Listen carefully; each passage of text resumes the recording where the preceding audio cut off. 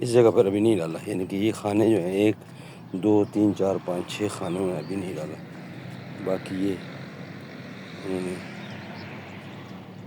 مکمل کر دیا تقریباً جو رہتا تھا حصہ۔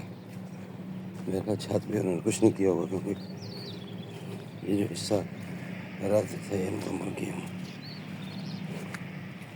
یہ روف کی سیلنگ، یہ بیسٹ طریقہ یہی ہے کہ اس کو 1 انچ کی 1.5 انچ کی لیئر لگاؤ سیمنٹ اچھا پاؤڈر ڈال کے، بس اس سے بیسٹ کوئی اور طریقہ نہیں ہے۔ کریکنگ کا بہترین روکنے کا یہی بیسٹ طریقہ ہے۔